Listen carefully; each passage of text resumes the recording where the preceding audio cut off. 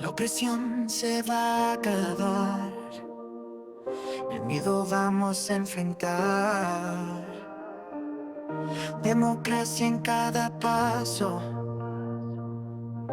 la justicia va a llegar. El pueblo va a despertar,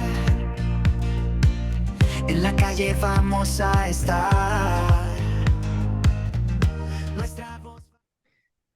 Te decía que ya él, mucho tiempo antes, cuando escribe el libro Fidel y la religión, ya se da cuenta que no puede ser Dios en Cuba ni Dios en la tierra. Ya él se percata de eso y entonces es cuando ya comienza a reaccionar y después permite la visita del Papa en Cuba, pero no como problema como ejercicio de justicia o para darle amplitud al cristianismo.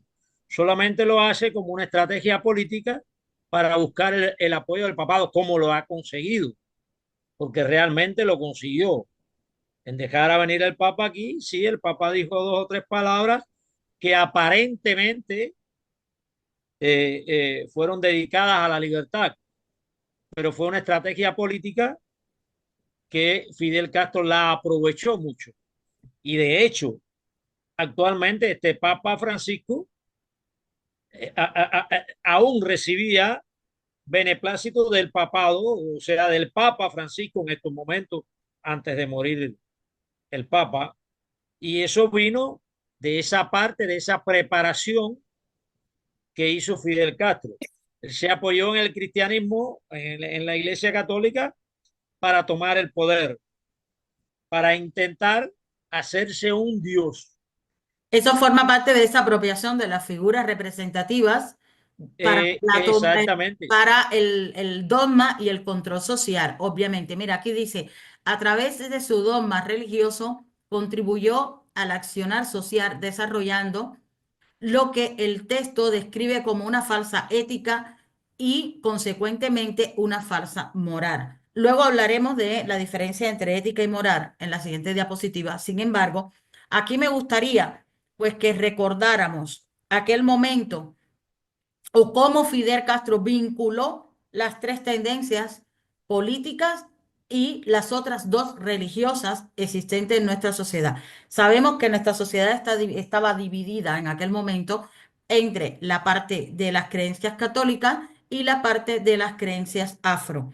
Y surgió todo aquella propaganda de farsa bandera, una vez más, cuando se supone que Fidel Castro fue a África y todo, hizo aquel rito tomando los poderes de la sangre roja, bueno, todas aquellas cosas que para mi punto de vista no era nada más y nada menos que pan y circo para interferir mentalmente entre ambos pensamientos religiosos que existían en nuestra sociedad en aquel momento.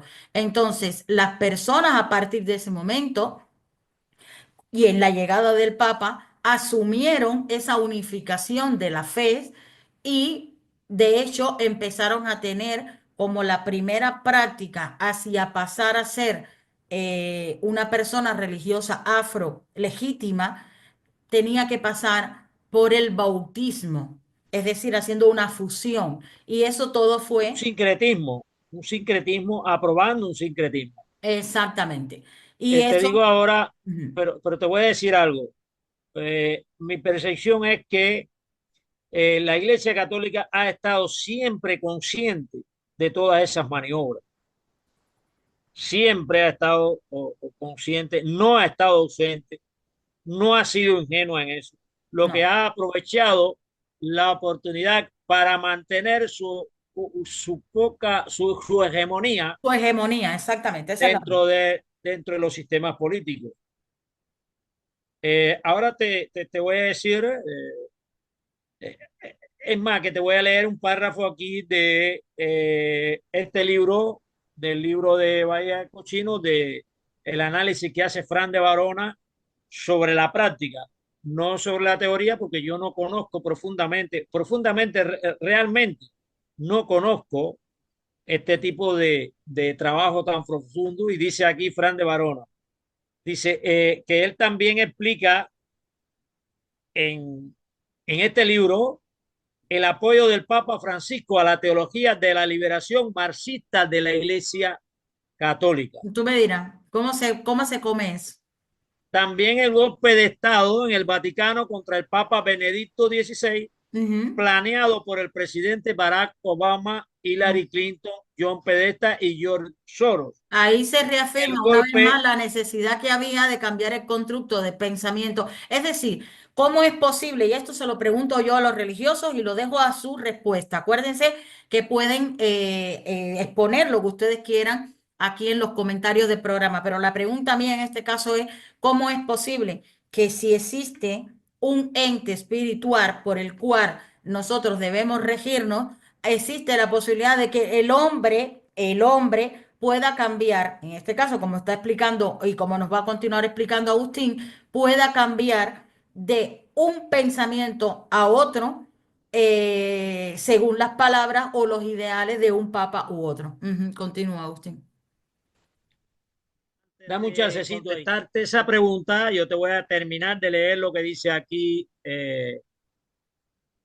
este señor, eh, Fran de Barona. Continúa aquí diciendo, el golpe de Estado fue apoyado por cardenales y obispos europeos, quienes se llamaban entre ellos la mafia de San Gallen, ciudad en las afueras de Zúrich, en Suiza, donde se reunían los veranos. El Papa Francisco es un marxista y globalista. Fue invitado como orador principal cuando las corruptas Naciones Unidas comenzó la Agenda 2030, la cual es aún peor que la Agenda 2021. Ahí se destaca siempre el papel corrupto de las Naciones Unidas. ¿Por qué Cuba ha estado siempre formando parte de ¿cómo se llama? Eh, bueno, algo así, no es la Junta, pero bueno, la Junta de el Consejo de las Naciones Unidas. ¿Por Bueno, qué el Cuba ha estado Consejo de las siempre Naciones formando parte? Unidas, yo me iría muchísimo más para atrás, que es lo que es el Bueno, Consejo Globalista detrás de la política para lo que es la manipulación política y social de las desde masas. luego, pero ahí quiero, no solo yo, él que es un experto en esto, destaca como el vínculo del Papa, del catolicismo, con los sistemas políticos del mundo. Por eso quiero Porque la, que la gente que nos está escuchando, y aquí fundamentalmente se haga la pregunta, para que puedan llegar a sus propias conclusiones, sean de la religión que sean. ¿Cómo es posible que exista un ente universal que es la base de nuestra creación y de nuestro accionar, pero que existan humanos que puedan cambiar convenientemente según su constructo político, sus ideas políticas, su interés político, puedan cambiar? Acuérdense que aquel papa era un papa que era anticomunista. Obviamente a ellos eso le obstruía con la política que ellos querían tener y se convierten a todos edificar y a tener como la primera figura a un papa comunista, que era este papa actual, donde sus ideas eran completamente diferentes, pero además que eran ideas muy arraigadas a todo lo que es la Agenda 2030. Como bien dice Fran, que la Agenda 2030 es mucho más corrosiva que la Agenda 2021, pero quiero que ustedes tengan y busquen, acuérdense que el que busca encuentra, encuentra más y mejor. Quiero que ustedes busquen que esta tendencia de que nosotros entendamos lo que está haciendo la política ahora mismo globalista no es una tendencia desde el 2020 para acá, no, no, es una cosa desde los tiempos, desde mucho más atrás, con esa complicidad entre la religión y la política para poder manipular el accionar de los pueblos. Entonces, aquí eso está muy bien porque con todo lo que hemos visto hasta el momento, llegamos a esta diapositiva donde sí que aquí vamos a profundizar en la diferencia que existe entre ética y moral, ¿vale? Que son los fundamentos que se utilizan, que ellos han manipulado y se ha utilizado para, valga la redundancia, la manipulación de las masas. Nosotros los cubanos tenemos mucho el dicho este muy mundano, donde nos damos golpe en el pecho porque yo tengo moral. A ver, tenéis que primero entender cuál es el significado de moral, cuál es el significado de ética. Entonces, llamarse un ser con moral desde la individualidad, vais a entender que es algo completamente irracional, ¿no? Vamos primero a ver qué es lo que es la ética, para que podamos entender que si nosotros no dejamos que infrinjan en nuestra ética, y si nuestra ética es una ética basada en el respeto y en el amor, como bien dijimos en el principio, lo que sí que hacemos es contribuir en un consenso colectivo que es al que se le llama moral. Voy a leer la explicación. El comportamiento, esto es ética, ¿verdad? Ética que está basada en el individualismo, en el yo. La ética no es colectiva, la ética es individual, es innata de cada persona. El comportamiento individual del ser humano que contribuye la base de sus decisiones y acciones personales. La iglesia, em, en este aspecto, a través de conceptos como arrepentimiento y el perdón de los pecados, ¿vale? Influenció. Esta manipulación debilitó la verdadera ética ciudadana al externalizar la responsabilidad personal mediante rituales de absolución. Eso es lo primero. Una persona que decide adoptar, y esto quiero que lo entendamos muy bien, una persona que decide adoptar esta parte donde la Iglesia Católica, por destruir la ética, el individualismo y el buen hacer de cada persona, utiliza diciendo que si tú te arrepientes de tus pecados, quedas perdonado, es simplemente la manipulación y el desviamiento de lo que verdaderamente significa la ética, que es el accionar, el pensar y el comportamiento del individuo, individual de cada persona. Miren, como bien dijo Agustín, la iglesia ni nadie te puede perdonar. Yo no puedo, yo solamente me puedo perdonar a mí misma y aquí vamos a profundizar en el significado de la palabra perdón, ¿no? Yo me puedo perdonar a mí misma porque como ser imperfecto cometo errores y cuando converso conmigo misma me autoanalizo, me autoevalúo e identifico mis debilidades, pues yo no es un tema religioso, es un tema espiritual conmigo misma. Yo me llamo a capítulo y yo a través de la palabra, el yo me perdono, lo que estoy diciendo es yo cambio, yo erradico, yo expulso de dentro de mí todas estas cosas e identificando las cosas, ¿eh? Porque también hay una hipocresía muy grande. En generalizo y me aplaudo y me voy. No, no, tengo que identificar cuando yo reviso en mi interior, en mi intelecto. Tengo que identificar cuáles son esos pecados, cuáles son esas cosas incorrectas. Yo las evalúo, yo las perdono, que perdonar no es hambre para hoy, pan para mañana, no, perdonar es radicar, comprometerme conmigo misma desde el análisis, la comprensión de lo incorrecto, a que eso nunca más yo lo voy a volver a hacer. Bueno, la Iglesia Católica te dice completamente lo contrario y eso es lo que hace que la ética, la Iglesia Católica la haya debilitado tanto en las personas. La no comprensión de lo que es verdaderamente ser un ser ético. ¿Qué tú tienes que opinar al respecto, Agustín? Sí, que realmente capaz de darle perdón solo es Dios, ningún ser humano terrenal puede perdonar. Ahora, en la otra parte es que tú puedes perdonar una acción de otro ser humano Claro, sobre ti, en el aspecto cristiano, solo Dios es capaz de perdonar. Nosotros pedimos perdón con un sincero arrepentimiento que es de no volver a caer en esa situación. Pero el perdón para la salvación o para el cristiano solo proviene de Dios, no de un papa, no de un cura, no de un ministro de iglesia, no de un predicador, no, solo Dios es capaz de Mira, ahí has perdonar al ser dicho una humano. cosa en la que yo discrepo contigo, ¿no? Yo solo, hay unas en las que estoy de acuerdo y otras en las que discrepo. Yo solo puedo encontrar en mí y perdonar en mí. Yo no tengo por qué estar valorando el accionar de los demás, ¿vale? Yo- Yo me refiero a una acción determinada que Vale, te esa daña. acción determinada, y es a lo que yo me voy a referir ahora, esa acción determinada no me corresponde a mí perdonarla o no perdonarla.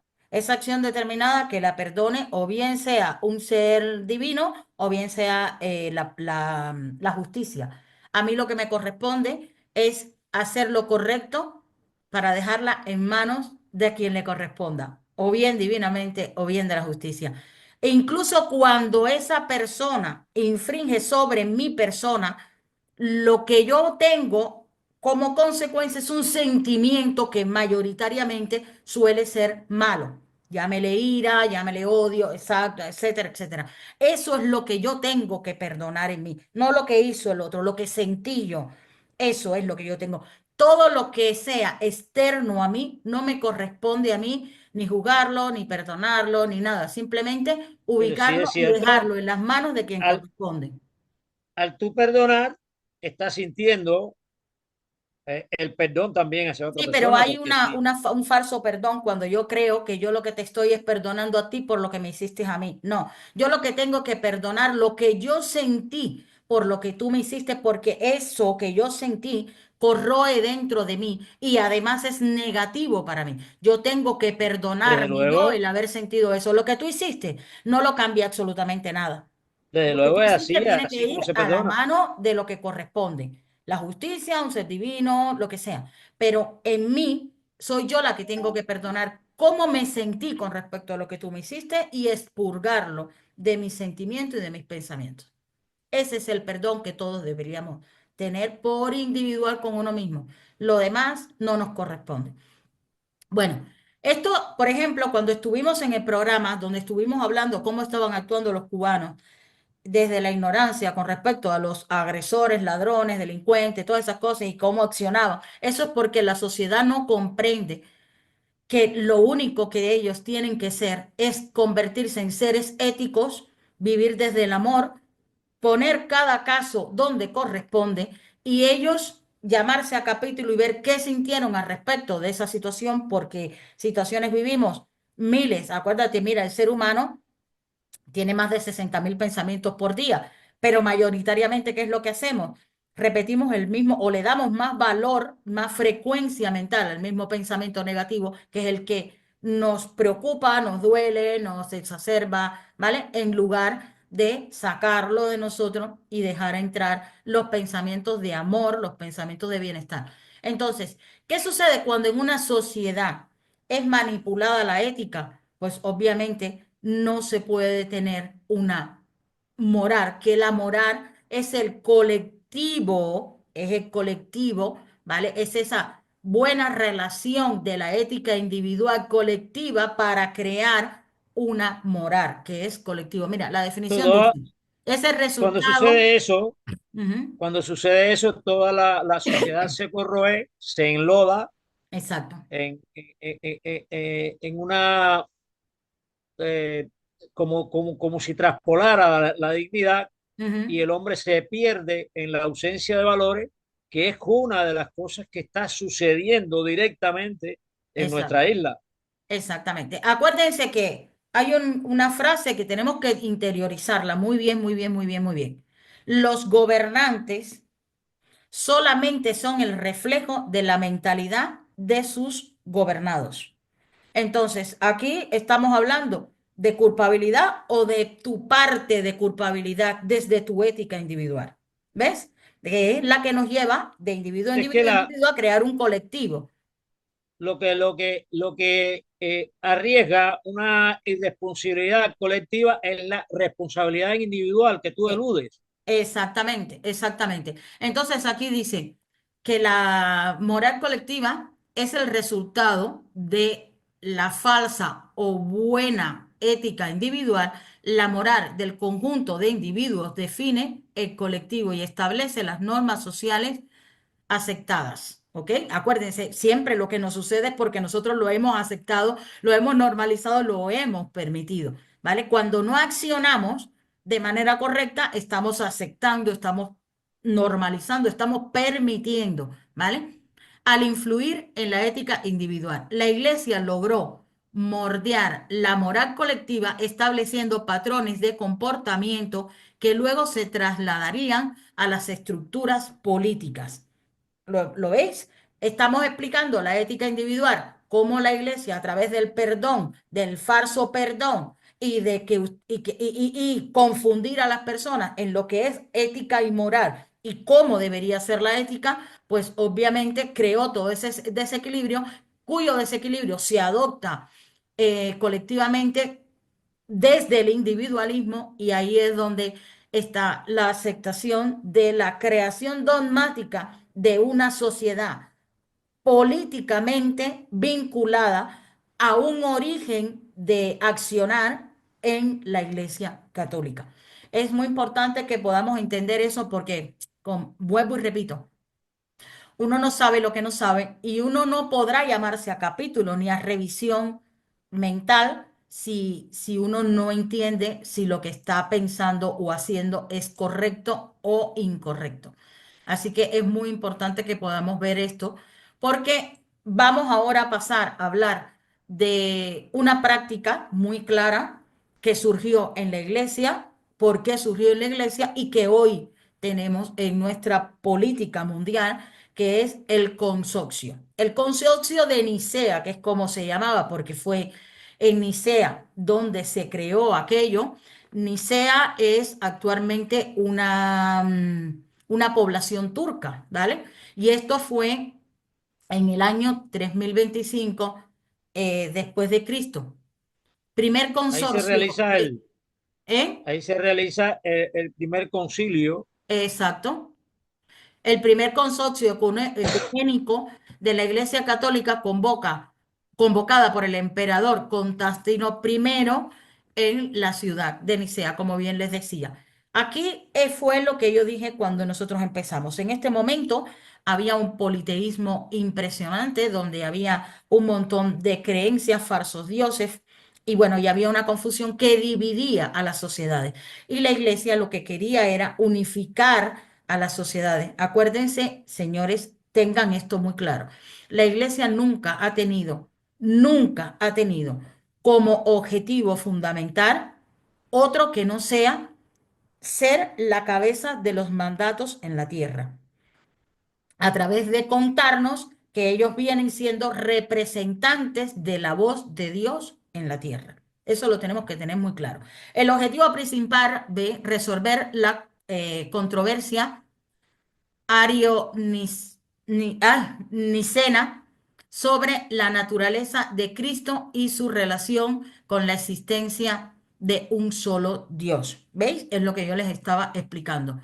Consecuencia política, establecimiento de consenso. Aquí fue donde primera vez se utilizó consenso y vamos luego a profundizar en lo que quiere decir consenso para que puedan ver cómo el consenso es algo que es completamente corroe a las sociedades, ¿eh? Porque vamos a ver donde dice que la consecuencia política, establecimiento de consenso como mecanismo para asegurar la unidad religiosa en el Imperio Romano, sentando un precedente para futuras estructuras políticas. ¿Esto qué es lo que quiere decir? Bien, lo que yo le estoy diciendo. El interés realmente de la Iglesia Católica era centralizar, que todos tuviesen un mismo ideal, apoyarse en las políticas que existían en aquel momento, ¿vale?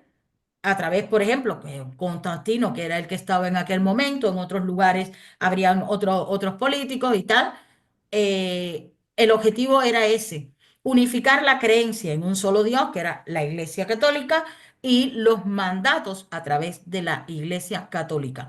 Ahora, este consenso realizado en Nicea, déjame pasar esto por aquí para que no me obstruya. Este consenso realizado en Nicea tiene otro nombre también diferente que fue utilizado a través de la Revolución Francesa y traído directamente de lo que es la religión a la política y se llama concordia. En algunos lugares se llama concordia y en otros lugares se sigue llamando consenso, ¿vale? ¿Qué es un consenso? Y esto es importante que lo entendamos. Un consenso, como una concordia, es simplemente eso, el ponerse completamente de acuerdo. ¿Pero de acuerdo en qué? De acuerdo en los intereses de ese grupo de personas. Vamos a extrapolar, vamos a bajar este criterio Ahí a la... el Papa Constantino es el que cambia el cuarto mandamiento Ajá. por el domingo, o sea, el descanso, según todas las menciones bíblicas, el sábado es el día de descanso, el día en que Dios santificó y bendijo, pero ahí el Papa, precisamente por eso, por esas conveniencias de las que tú has hablado, cambia el día de descanso para el domingo. Ujú. O sea, uno de los mandamientos, y bíblicamente dice, bueno, cuando termina la Biblia dice, no se agregará ni una jota ni una tilde a lo que está escrito en este libro sagrado. Vale. Y Espérate, pero para no irme de esto, para que se pueda comprender lo que es el significado de consenso, ¿no? Es el ponernos de acuerdo. Miren, el consenso no es nada más y nada menos que algo que no beneficia al individuo, no beneficia al individuo como consecuencia no va a beneficiar a un colectivo, es decir, a una sociedad. Porque un consenso no tiene nada que ver contigo, un consenso tiene que ver en si se pone, porque nosotros los cubanos también utilizamos, tenemos que llegar a consenso, yo lo escucho mucho, a consenso, a consenso, a ver, consenso no quiere decir nos vamos a poner, bueno, quiere decir nos vamos a poner de acuerdo, pero que nos pongamos de acuerdo, un grupo de personas no quiere decir que el no quiere resto decir que esté enmarcado dentro de la justicia. ni que exactamente que el resto también esté de acuerdo, no quiere decir eso, ¿vale? Consenso es mayoritariamente hoy muy manipulado en la justicia. Vamos a los Estados Unidos, vamos a ver demócratas y republicanos. Los pensamientos y el consenso al que llegaban los demócratas no es el mismo pensamiento y consenso a los que llegan los republicanos, porque ambos defienden intereses completamente diferentes. Entonces, la pregunta es, ¿creéis que meter el consenso heredado de la iglesia como modelo político y encasillarlo como si fuese democracia es algo válido? Pues no, no porque no nos va a llevar a los intereses comunes de una sociedad, solo a los intereses comunes de un grupo y un colectivo. Voy a sacarlo de la política para que se pueda entender y lo voy a llevar a los días de hoy, ¿no? Imagínense ustedes que un productor de combustible vaya a estar a favor de un constructor de energía eólica o solar. No, porque va en contra de sus intereses.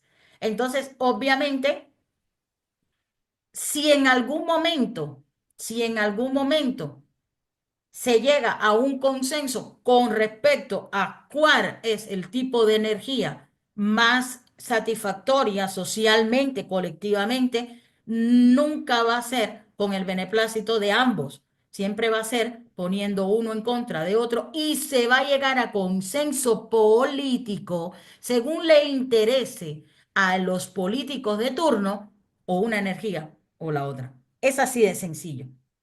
Es así de sencillo. Las políticas verdes que se defienden desde el globalismo hoy en día son políticas consensuadas en consenso con esos políticos izquierdosos y globalistas. No son políticos políticas con los intereses colectivos y ciudadanos. Yo les voy a hablar por la parte de España. ¿Cómo es posible que pueda haber un consenso de una política verde donde hay una destrucción de los campos para todo que sean campos energéticos solares? Pero, señor, ¿acaso yo como rayo de sol o también como de lo que el del trabajo del sector primario, que es el sector de la agricultura, la pesca y el transporte, para que lo que se cultive, lo que se pesque me llegue a mi casa a través del transporte? Entonces, están obviando un interés de un colectivo, ¿vale? Y ellos llegan a consenso. ¿Por qué? Porque les interesan los beneficios que vienen o que trae consigo esa política verde. ¿Veis por qué el consenso creado a través de Constantino en la Iglesia Católica en el 325 después de Cristo hoy crea bases e influencia en una política existente que sigue una vez más yendo en contra de lo que es la sociedad?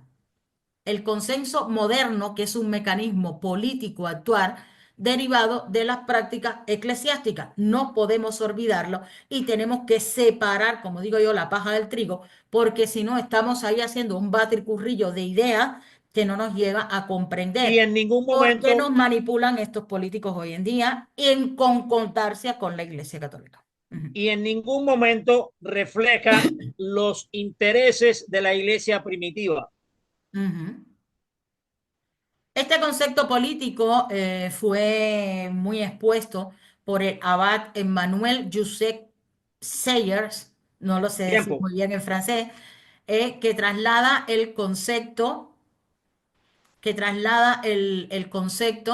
a lo que es la política. Fue el abad. El abad, que es un abad, es un eclesiástico, Emmanuel Joseph Seye, fue el que traslada el concepto del consenso a la política. Eso pasó durante la Revolución Francesa, en la Plaza de la Concordia, por lo cual el consenso se le llama Concordia porque fue allí donde él declaró esta simbiosis entre una cosa y la otra.